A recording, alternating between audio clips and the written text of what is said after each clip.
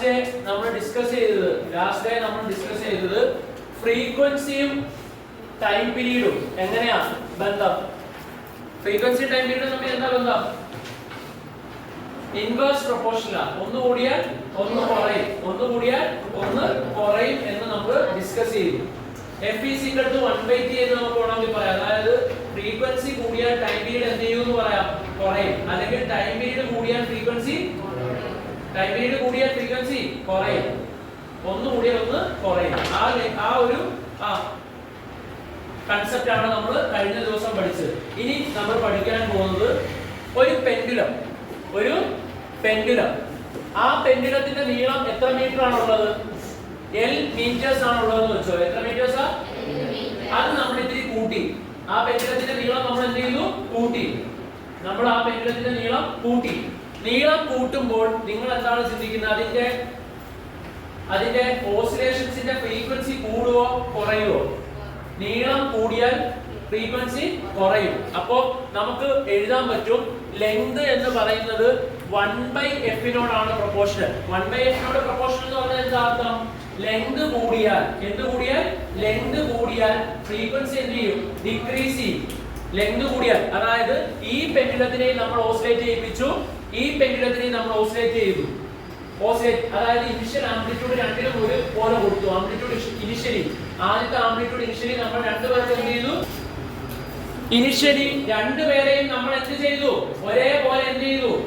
Oscillate ചെയ്യിപ്പിച്ചു. അതിന് നമ്മൾ initially ഒരേ ആംപ്ലിറ്റ്യൂഡ് കൊടുത്തു. ഏത് കൂടുതൽ പ്രാവശ്യം ഓസിലേറ്റ് ചെയ്യും? ചെറുത്. ഏതായിരിക്കും? ചെറുത്. കാരണം ഫ്രീക്വൻസി, അതായത് നമ്പർ ഓഫ് ഓസിലേഷന്റെ എണ്ണം എന്ത് കൂടുന്നതിനനുസരിച്ച് കുറയും, ലെങ്ത് കൂടുന്നതിനനുസരിച്ച് കുറയും. രണ്ടിനെയും നമ്മൾ എന്ത് ചെയ്താൽ ഒരേ ആംപ്ലിറ്റ്യൂഡിൽ എടുത്തിട്ട് വിട്ടാൽ ഇത് കൂടുതൽ നമ്മൾ എന്ത് ചെയ്യും? ഓസിലേറ്റ് ചെയ്തുകൊണ്ടിരിക്കുന്നതാണ്. ഇത് പെട്ടെന്ന് എന്ത് ചെയ്യും? ഇതിനെക്കാളും പെട്ടെന്ന് നിൽക്കും. സോ 2 ഇമ്പോർട്ടന്റ് റിലേഷൻ നമ്മളിപ്പോ പഠിച്ചു. ലെങ്ത് കൂടിയാൽ ഫ്രീക്വൻസി, അതുപോലെ തന്നെ ലെങ്ത് കുറഞ്ഞാൽ ഫ്രീക്വൻസി കൂടും. ലെങ്ത് കുറഞ്ഞാൽ ഫ്രീക്വൻസി എന്ത് ചെയ്യും? കൂടും. ലെങ്ത് കൂടിയാൽ ഫ്രീക്വൻസി കുറയും. പിടിയോ? വേറെ നമ്മൾ കണ്ട ഒരു കാര്യം, ഫ്രീക്വൻസി ടൈം പീരീഡും. ഫ്രീക്വൻസി കൂടിയാൽ എന്ത് കുറയും? ടൈം പീരീഡ് കുറയും. ഫ്രീക്വൻസി കൂടിയാൽ ടൈം പീരീഡ് കുറയും. മനസ്സിലായോ? അതായത് ഫ്രീക്വൻസി എന്ന് പറഞ്ഞാൽ നമ്മൾ എന്താണെന്ന് പറഞ്ഞ number of oscillations per second. ഒരു സെക്കൻഡിലുള്ള ഓസിലേഷൻസിന്റെ എണ്ണം കൂടിയാൽ അവിടെ എന്ത് കൂടി? ഫ്രീക്വൻസി കൂടിയില്ലേ? അന്നപ്പോ നോക്കിക്കോ, ഞാനത് കാണിച്ചു തരാം. ഒരു വേവ് അല്ലെങ്കിൽ ഒരു സോഴ്സ് ക്രിയേറ്റ് ചെയ്ത വേവ് ഒരു സെക്കൻഡിൽ ഇത്ര എണ്ണമാണ്. ഒരു സോഴ്സ് ക്രിയേറ്റ് ചെയ്ത ഒരു വേവിന്റെ എണ്ണം ഇത്രയുമാണ്. വേറെ ഒരു സോഴ്സ് ക്രിയേറ്റ് ചെയ്ത വേവിന്റെ എണ്ണം നോക്കിക്കോളാം. ഒരു സെക്കൻഡിൽ അത് ക്രിയേറ്റ് ചെയ്ത എന്താ വേവിന്റെ എണ്ണം ഇത്രയായിരുന്നു. മനസ്സിലായോ?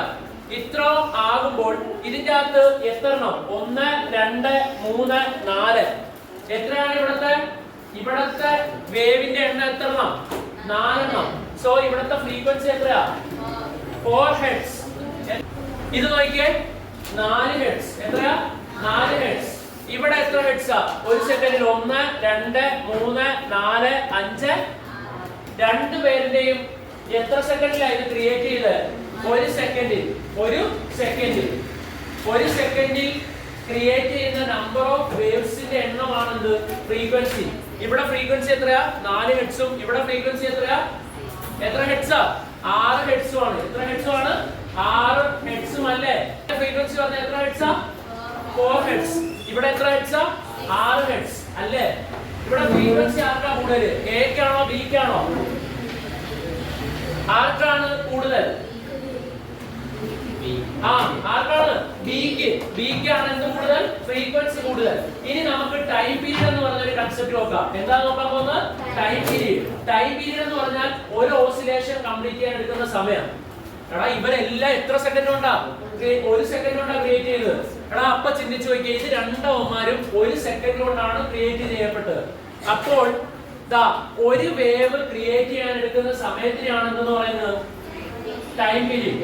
എടാ ടൈം പീരീഡ് ഇവനായിരിക്കോ കൂടുതൽ ഇവരായിരിക്കോ കൂടുതൽ? ഏതിനായിരിക്കും ടൈം പീരീഡ് കൂടുതൽ? ടൈം പീരീഡ് ഏതിനാ കൂടുതൽ? അതായത് ഒരു വേവ് ക്രിയേറ്റ് ചെയ്യാൻ എടുക്കുന്ന സമയം ഏതിനാണ് കൂടുതൽ? ഇതിനായിരിക്കും ഉറപ്പായിട്ടും. ഇവിടെ നമുക്കറിയാം ഒരു സെക്കൻഡ് കൊണ്ട് എത്രണ്ണം ക്രിയേറ്റ് ചെയ്തു? 6 എണ്ണം. ഒരു സെക്കൻഡ് കൊണ്ട് എത്രണ്ണം ക്രിയേറ്റ് ചെയ്തു? 6 ഒരു സെക്കൻഡ് കൊണ്ട് 6 വേവ്സ്. അങ്ങനെയാണെങ്കിൽ 6 വേവുകൾ എത്ര സെക്കൻഡ് കൊണ്ടാ? ഒരു സെക്കൻഡ് കൊണ്ട്. ഒരു വേവ് ക്രിയേറ്റ് ചെയ്യാൻ എത്ര സമയം എടുത്തേ? 1/6 സെക്കൻഡ്. ടൈം പീരീഡ് എത്ര ഉള്ളൂ? 1/6. എത്രയാ? 1/6. പക്ഷേ മറ്റേ ഇവിടെ പറഞ്ഞേ ഒരു സെക്കൻഡ് കൊണ്ട് എത്ര വേവ്സ് ക്രിയേറ്റ് ചെയ്തു? 4 എണ്ണമാണ് വേവ്സ് ക്രിയേറ്റ് ചെയ്തത്. അപ്പൊ 4 വേവ്സിന് എത്ര സെക്കൻഡ്? ഒരു സെക്കൻഡ്. ഒരു വേവിന് എത്ര സെക്കൻഡ് മതി? 1/4. 1/4 എന്ന് പറഞ്ഞാൽ ആൻസർ അറിയോ? 0.25 ആ. എത്രയാ? 0.25 സെക്കൻഡ് കൊണ്ട് എന്ത് ക്രിയേറ്റ് ചെയ്തു? ഒരു വേവ് ക്രിയേറ്റ് ചെയ്തു. അതുപോലെ തന്നെ ഇവിടെ 1/6 എന്ന് പറഞ്ഞാൽ നമുക്കൊന്ന് ചെയ്തു നോക്കാം. 1-ൽ 6 ഉണ്ടോ? ഇല്ല. 10-ൽ എത്ര? 6. എത്ര? 0.1. സോ അത് കഴിഞ്ഞിട്ട് 6 ശിഷ്ടം 4. 40-ൽ എത്ര? 0.16. 0. എടാ ചുരുക്കം പറഞ്ഞാൽ ഇവിടെ ഒരു വേവ് ക്രിയേറ്റ് ചെയ്യാൻ എത്ര സെക്കൻഡ് എടുത്തു? 0.25. എത്ര എടുത്തു? 0.25. ഇവിടെ ഒരെണ്ണം ക്രിയേറ്റ് ചെയ്യാൻ എത്ര എടുത്തു? 0.16. ചുരുക്കം പറഞ്ഞാൽ ഇവിടെ ഫ്രീക്വൻസി എത്രയായിരുന്നു? 4. ടൈം പീരീഡ് എത്രയാ കിട്ടിയേ? 0.25. അതായത് ചെറിയ ഫ്രീക്വൻസിയിൽ വലിയ ടൈം പീരീഡ് ആണ് കിട്ടിയത്. 4 എന്ന് പറയുന്നത് ഇവിടുത്തെ ഫ്രീക്വൻസി എത്ര? 6. 6-നെക്കാളും കുറവല്ലേ? അപ്പോൾ ഇവിടെ ടൈം പീരീഡ് കിട്ടിയത് എന്തായി? കൂടുതലായി. ഇവിടെ ടൈം പീരീഡ് കിട്ടിയത് എന്താ? കുറവാ. ചുരുക്കം പറഞ്ഞാൽ ടൈം പീരീഡ് കൂടിയാൽ ഫ്രീക്വൻസി കുറയും. ഫ്രീക്വൻസി കൂടിയാൽ ടൈം പീരീഡ് കുറയും. മനസ്സിലായോ? നോക്കിക്കോണം. ട്യൂണിംഗ് ഫോർക്കുകൾ എന്ന് കേട്ടിട്ടുണ്ടോ? ഇങ്ങനെ ഷേപ്പിലുള്ള ഒരു വസ്തുവാണ് എന്ത്? ട്യൂണിംഗ് ഫോർക്കുകൾ. ഇതിന്റെ അകത്ത് 256 ഹെഡ്സ് എന്നൊക്കെ എഴുതി വെക്കാറുണ്ട്. എന്താണ് ആ 256? ഫ്രീക്വൻസി. 256 എന്നൊക്കെ പറഞ്ഞാൽ എന്താ? ഫ്രീക്വൻസി. അതിന്റെ അർത്ഥം ഒരു സെക്കൻഡിൽ അത് എത്ര പ്രാവശ്യം ഓസിലേറ്റ് ചെയ്യുന്ന? 256 പ്രാവശ്യം അത് എന്ത് ചെയ്യും? ഓസിലേറ്റ് ചെയ്യുന്ന. അതാണ് അതിന്റെ അർത്ഥം. 256 എന്നൊക്കെ ട്യൂണിംഗ് ഫോർക്കിൽ എഴുതി വെച്ചിരിക്കുന്നത് എന്താണ് സത്യത്തിൽ? ഫ്രീക്വൻസി. ഫ്രീക്വൻസിയുടെ അർത്ഥം എന്താ? ഒരു സെക്കൻഡിലുള്ള ഓസിലേഷന്റെ എണ്ണം. ഒരു സെക്കൻഡിൽ എത്ര പ്രാവശ്യം ഇത് ഓസിലേറ്റ് ചെയ്യുന്നതാണ് അതിന്റെ അർത്ഥം? 256 തവണ. എത്ര തവണ? 256. ഞാൻ ഈ ഒരു ട്യൂണിംഗ് ഫോർക്കിന്റെ അടുത്ത് കൊണ്ട് വേറെ ഒരു ട്യൂണിംഗ് ഫോർക്ക് 120 ഹെഡ്സ് വെച്ചു. എന്നിട്ട് ഇതിനെ ഇടിച്ചിട്ട് അതിനെ ഓസിലേറ്റ് ചെയ്യാൻ തുടങ്ങി. ആ ഒരു ഓസിലേഷൻ ഇതിനെ അനക്കുമെന്ന് നിങ്ങൾക്ക് തോന്നുന്നുണ്ടോ? ഇല്ല, അനക്കില്ല. അതിനെന്ത് ചെയ്യില്ല? അനക്കില്ല. പക്ഷേ 286 ഹെഡ്സ് ഉള്ളതിനെ ഞാൻ അടിച്ചിട്ട് അതിനെ ഓസിലേറ്റ് ചെയ്യിപ്പിച്ചു. അതിന്റെ അടുത്ത് കൊണ്ടുപോയി ഞാൻ വേറെ ഒരു 256 ഹെഡ്സിനെ വെച്ചു. ഇതും പതിയെ എന്ത് ചെയ്യുന്ന കാണാം? ഓസിലേറ്റ് ചെയ്യുന്ന കാണാം. മനസ്സിലായോ? 256നെ നമ്മൾ എടുത്തിട്ട്, അതായത് 256 ഹെഡ്സ് എന്ന് പറഞ്ഞാൽ ഒരു സെക്കൻഡിൽ 256 പ്രാവശ്യം. അങ്ങനെയുള്ള 256 ഹെഡ്സ് ഉള്ള ആ ഒരു വസ്തുവിനെ അടിച്ചിട്ട് ഓസിലേറ്റ് ചെയ്യിപ്പിച്ചാൽ അതിന്റെ അടുത്ത് ഞാൻ വേറൊരു 256 ഹെഡ്സിനെ കൊണ്ടേ വെച്ചാൽ അത് കിടന്ന് എന്ത് ചെയ്യാൻ തുടങ്ങും? വൈബ്രേറ്റ് ചെയ്യാൻ തുടങ്ങും. അതിനെ കുറിച്ച് നമ്മൾ പഠിക്കും. എന്താണ് റെസൊണൻസ്? അതിനെ കുറിച്ച് നമ്മളിപ്പോ പഠിക്കും. അപ്പോൾ 256 ഉള്ള ഇതും കിടന്ന് എന്ത് ചെയ്യും? വൈബ്രേറ്റ് ചെയ്യാൻ തുടങ്ങും. സോ 2 ടൈപ്പുള്ള ഫ്രീക്വൻസി ആണുള്ളത്. ഒന്ന് നാച്ചുറൽ ഫ്രീക്വൻസി. എന്ത് ഫ്രീക്വൻസിയാ? Natural frequency. പിന്നെ നമ്മൾ എന്താണ് ബലം പ്രയോഗിച്ച് പുറത്തു നിന്ന് നമുക്ക് എന്ത് കൊടുക്കാൻ പറ്റും? ഫോഴ്സ്ഡ് ആയിട്ട് ഓസിലേഷൻ ചെയ്യിപ്പിക്കാൻ പറ്റും, അല്ലെ? അതിപ്പോ നാച്ചുറൽ ഫ്രീക്വൻസി ആണ് നമ്മൾ ആദ്യം പഠിക്കാൻ പോകുന്നത്. ഒരു വസ്തു അതിന്റെ തനതായിട്ടുള്ള ശൈലിയിൽ എന്ത് ചെയ്യുന്നതിനെ ഓസിലേറ്റ് ചെയ്യുമ്പോൾ അതിന്റെ ഫ്രീക്വൻസിയാണ് എന്തെന്ന് പറയുന്നത്? Natural frequency. എന്താ?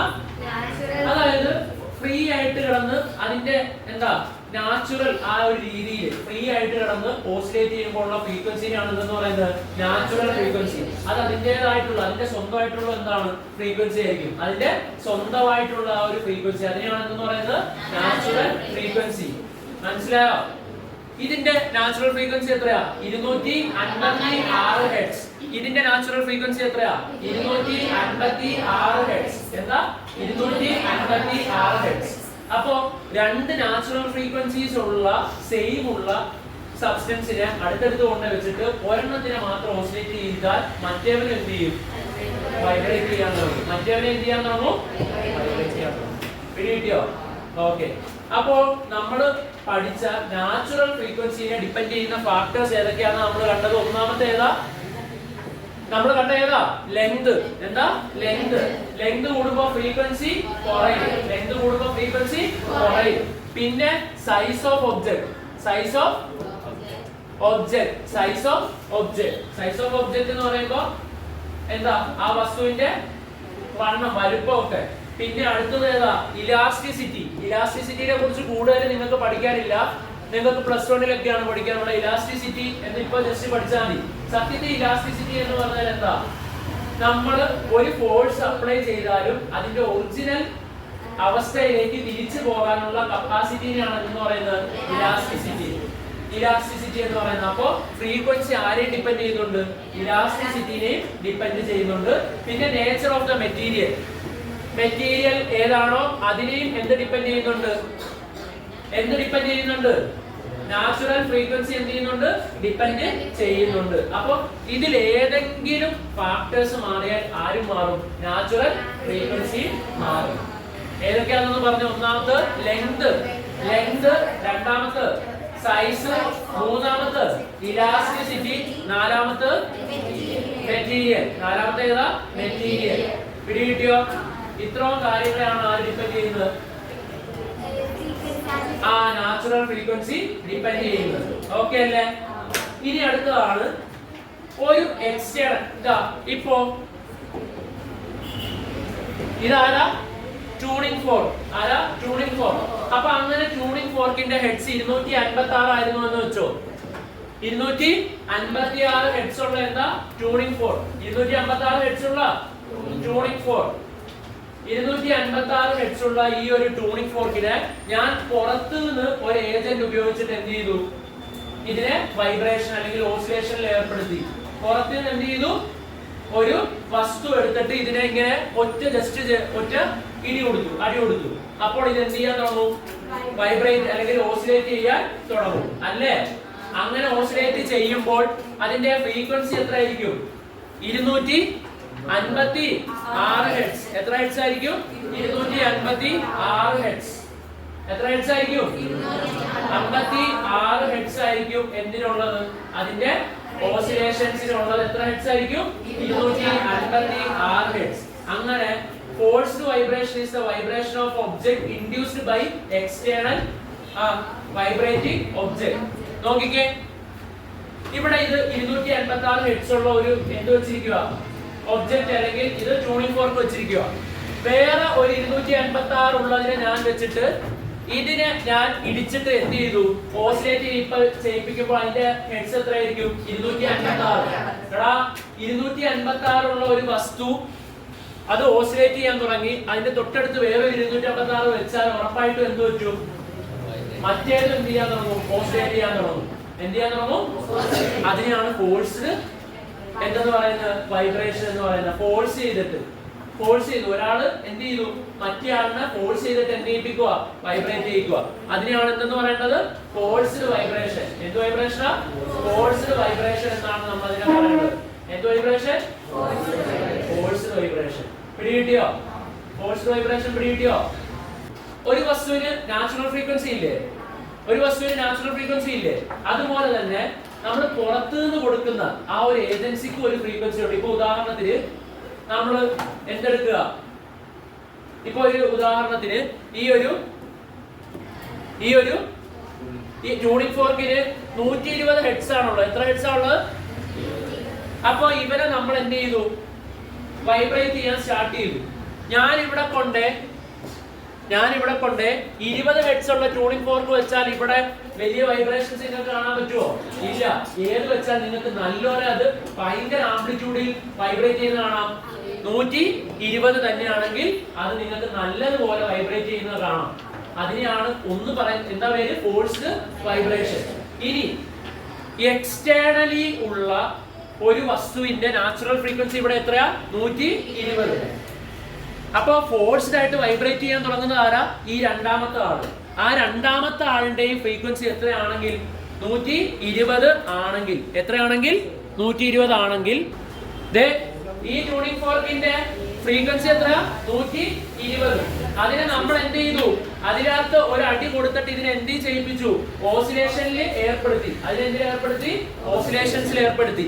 തൊട്ടപ്പുറത്ത് മിണ്ടാതിരുന്നവൻ ഈ ഒരു ഓസിലേഷൻസിന്റെ ഫലമായിട്ട് ഇവിടെയും എന്ത് ചെയ്യാൻ തുടങ്ങി? ഓസിലേഷൻസ് തുടങ്ങി. അതിനെ വിളിക്കേണ്ടത് എന്താ?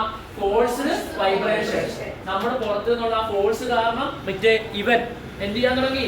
വൈബ്രേറ്റ് ചെയ്യാൻ തുടങ്ങി. അതെന്താ? Forced vibration. പക്ഷേ ശ്രദ്ധിക്കേണ്ടത്, ഇവന്റെ ഫ്രീക്വൻസി എത്രയായിരുന്നു? അപ്പൊ ഇവന്റെ നാച്ചുറൽ ഫ്രീക്വൻസി എത്ര? 120. ആ നാച്ചുറൽ ഫ്രീക്വൻസിയിലാണ് അവൻ എന്ത് ചെയ്തുകൊണ്ടിരിക്കുന്നത്? വൈബ്രേറ്റ്, ഓസിലേറ്റ് ചെയ്തുകൊണ്ടിരിക്കുന്നത്. വൈബ്രേഷൻസ് എന്ന് പറഞ്ഞാൽ ഓസിലേഷൻസിന്റെ എന്ത് കൂടുമ്പോഴാണ്? സ്പീഡ് കൂടുമ്പോഴാണ് എന്താണ്? വൈബ്രേഷൻസ് ആണ്. അപ്പോൾ ഇവൻ 120 ഹെഡ്സിൽ അങ്ങനെ വൈബ്രേറ്റ് ചെയ്തുകൊണ്ടിരിക്കുന്നു. ഇവൻ സെയിം ഹെഡ്സ് ആണ്.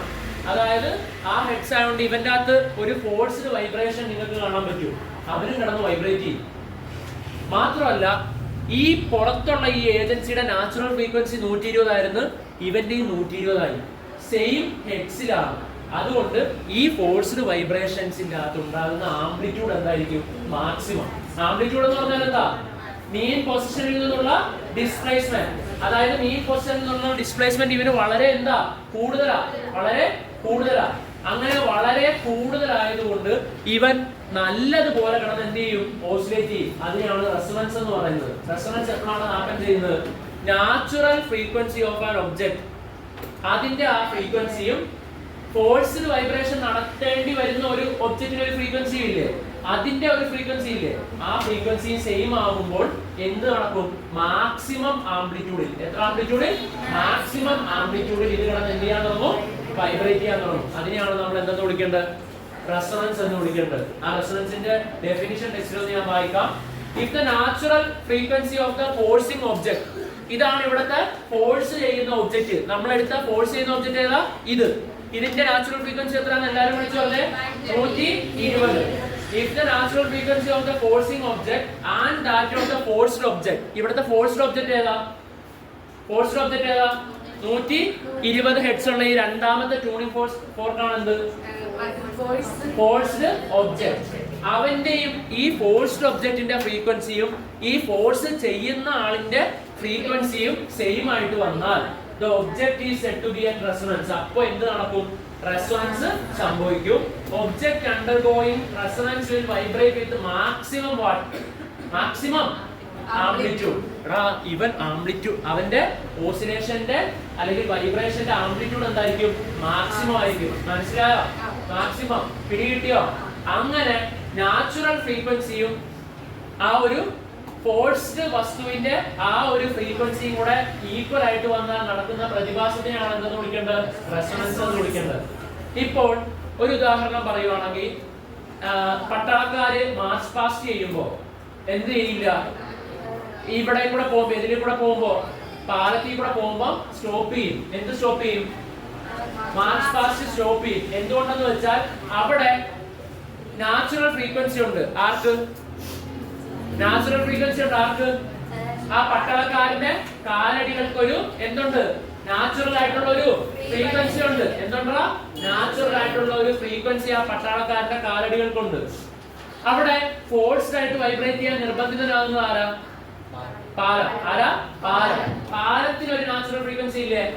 ആ രണ്ട് ഫ്രീക്വൻസിയും കൂടെ അറിയാതെ എന്ത് ചെയ്താൽ സെയിം ആയാൽ പട്ടാളക്കാരന്റെ കാലടികൾ കൊണ്ടുണ്ടാകുന്ന ആ വൈബ്രേഷന്റെ ഫ്രീക്വൻസിയും ആ പാലത്തിന്റെ എന്തും ഫ്രീക്വൻസി, നാച്ചുറൽ ഫ്രീക്വൻസിയും കൂടെ എന്തായാൽ സെയിം ആയാൽ എന്ത് ചെയ്യും? പാലം പൊളികൊള്ളും. അല്ലെ? മാക്സിമം ആംപ്ലിറ്റ്യൂഡിൽ അവന്മാർ എന്ത് ചെയ്യാൻ തുടങ്ങും? വൈബ്രേറ്റ് ചെയ്യാൻ തുടങ്ങും. മാക്സിമം ആംപ്ലിറ്റ്യൂഡ് എന്ന് പറഞ്ഞാൽ എന്താ? മാക്സിമം ആംപ്ലിറ്റ്യൂഡ് എന്ന് പറഞ്ഞാൽ എന്താ? മീൻ പൊസിഷനിൽ നിന്നുള്ള എക്സ്ട്രീം പോയിന്റിലേക്ക് പോകാൻ തുടങ്ങും. അപ്പോ പാലത്തിന് വലിയ സ്ട്രെങ്ത് ഒന്നും ഇല്ലെങ്കിൽ എന്ത് ചെയ്യാനുള്ള സാധ്യതയുണ്ട്? പൊട്ടിപ്പോകാനുള്ള സാധ്യതയുണ്ട്. വേറൊരു ഉദാഹരണം പറഞ്ഞാൽ ഭൂമി കുലുക്കം ഉണ്ടാകുമ്പോൾ ഭൂമി കുലുക്കത്തിന്റെ സീസ്മിക് വേവ്സ് അല്ലേ, ആ സീസ്മിക് വേവ്സിന് എന്തുണ്ട്? ഒരു നാച്ചുറൽ ഫ്രീക്വൻസി ഉണ്ട്. അപ്പൊ ആ ഭൂമി കുലുക്കത്തിൽ അഫക്റ്റഡ് ആകുന്ന ആരാ? ബിൽഡിങ്സ് അല്ലേ. ബിൽഡിങ്സിനൊക്കെ എന്തുണ്ട്? ഒരു ഫ്രീക്വൻസി ഉണ്ട്. താങ്ങി നിൽക്കാൻ പറ്റുന്ന എന്തുണ്ടാ? ഒരു ഫ്രീക്വൻസി ഉണ്ട് അല്ലെ. ആ രണ്ട് ഫ്രീക്വൻസിയും ഏകദേശം ഒന്നായാൽ എന്ത് ചെയ്യും? ബിൽഡിംഗ് ഒക്കെ മാക്സിമം ആംപ്ലിറ്റ്യൂഡില് ആർക്കനുസരിച്ചിട്ട് ഓസിലേറ്റ് ചെയ്യും? സീസ്മിക് വേവ്സിനനുസരിച്ചിട്ട് ഓസിലേറ്റ് ചെയ്യും. റെസൊണൻസ് സംഭവിക്കും. റെസൊണൻസ് സംഭവിച്ചാൽ എന്ത് പറ്റും? ഒരു പക്ഷേ പൊളിഞ്ഞു പോകാനുള്ള ചാൻസ് ഉണ്ട്.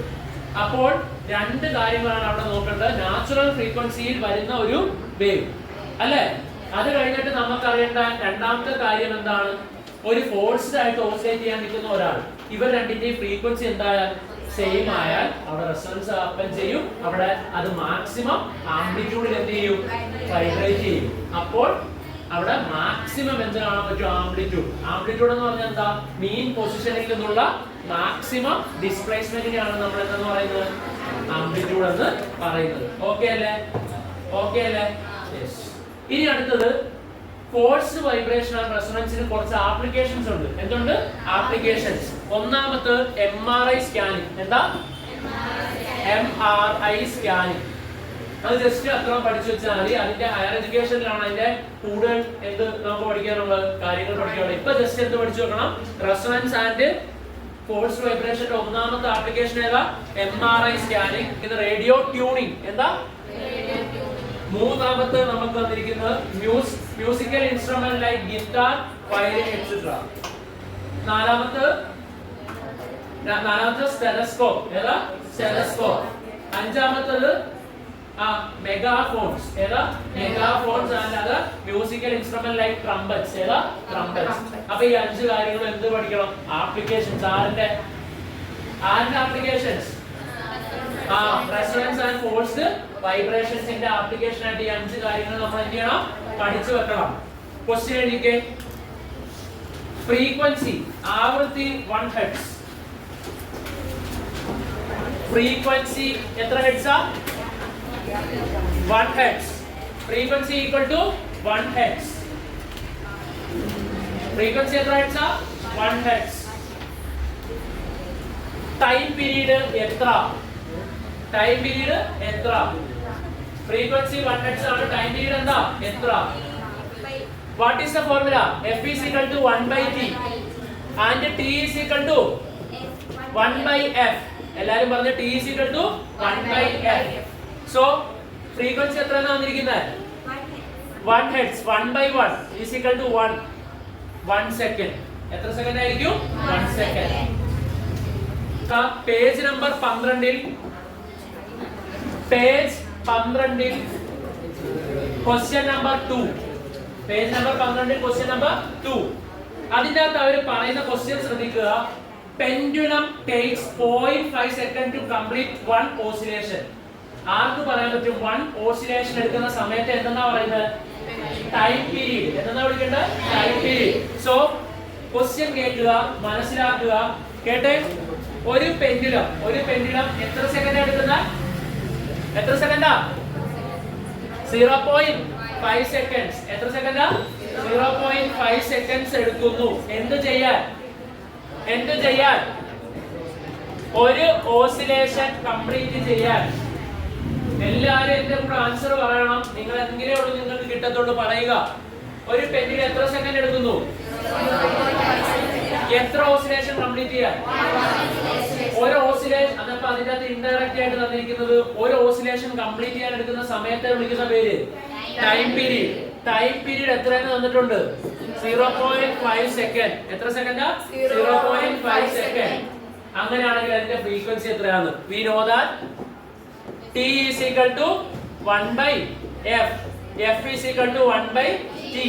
1 by point എത്ര? ഒന്നിന് എത്ര അരയുണ്ട്? 2 പ്രാവശ്യം. So the answer is 2 hertz. എത്ര? ഈ ഒരു ക്വസ്റ്റ്യനിൽ നിങ്ങൾക്ക് വേണ്ട കൺസെപ്റ്റ് ഒരു ഓസിലേഷൻ കംപ്ലീറ്റ് ചെയ്യാൻ എടുക്കുന്ന സമയത്തെ വിളിക്കുന്ന പേര് ടൈമിൽ എന്താ അങ്ങനെയാണെങ്കിൽ ഇങ്ങനെ ചോദിച്ചാൽ നിങ്ങൾ എന്ത് പറയും? ഒരു സെക്കൻഡിൽ കംപ്ലീറ്റ് ചെയ്ത എണ്ണം ഫ്രീക്വൻസി എന്താ? ഫ്രീക്വൻസി എഴുതിയെടുത്ത്